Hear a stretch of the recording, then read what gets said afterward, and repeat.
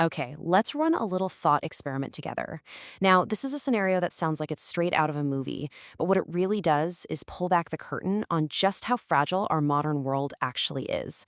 We're going to explore what would really happen on the day the world went offline. I mean, really try to picture it. You wake up one morning and there's nothing. No Wi Fi symbol on your phone, no loading bars, no connection whatsoever. The entire digital universe, this thing we depend on every single second of every day, hasn't just crashed, it's vanished. So, what's the fallout? What actually happens?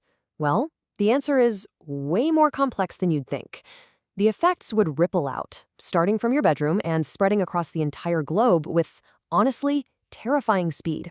So let's trace that ripple right from the moment you wake up.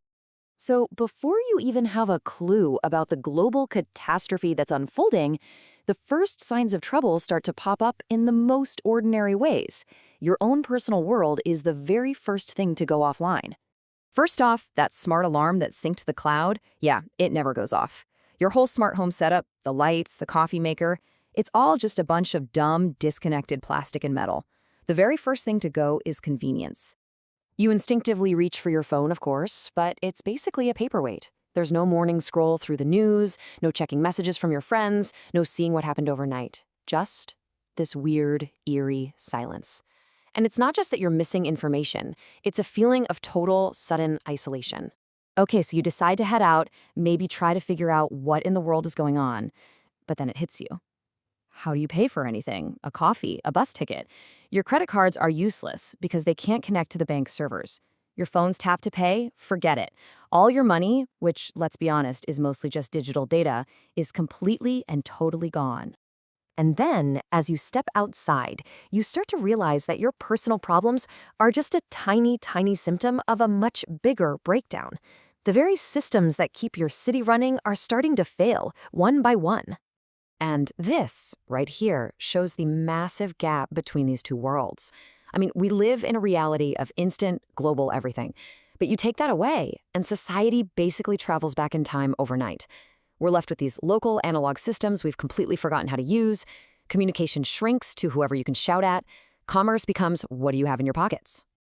This paralysis, it just spreads like wildfire. Schools have to close. They have no student records, no way to call parents. All the traffic lights, which are centrally controlled, just go dark, creating absolute gridlock. Bus and train schedules, they vanished. And any store that's even trying to stay open can't take any money. The entire city is frozen in place. Now, this is where that little ripple we talked about becomes a full-on tidal wave.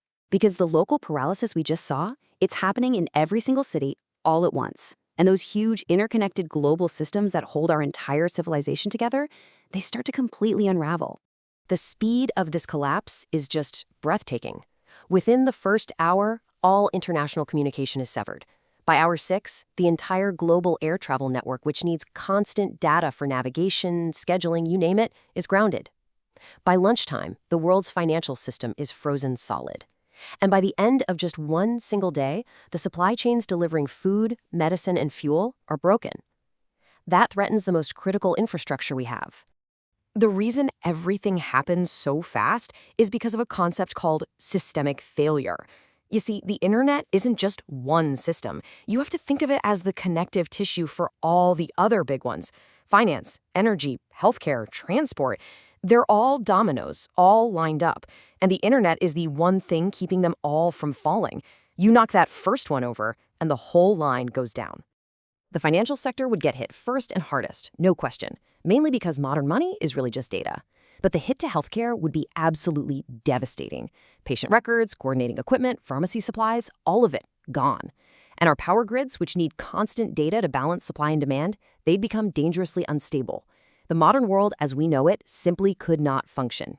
So, after walking through this pretty catastrophic day, what's the big takeaway here?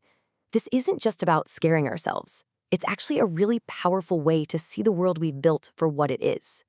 What a scenario like this really exposes is this staggering vulnerability. We have built an entire civilization that depends almost completely on an invisible, intangible infrastructure. And we've basically given it a single point of failure.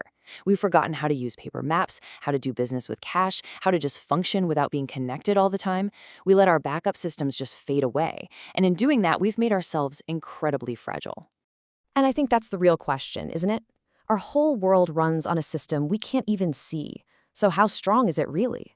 We've built this magnificent, interconnected world on a foundation of pure data. But entrusting this single, invisible system with everything, have we created a modern marvel, or have we built the most fragile house of cards in human history?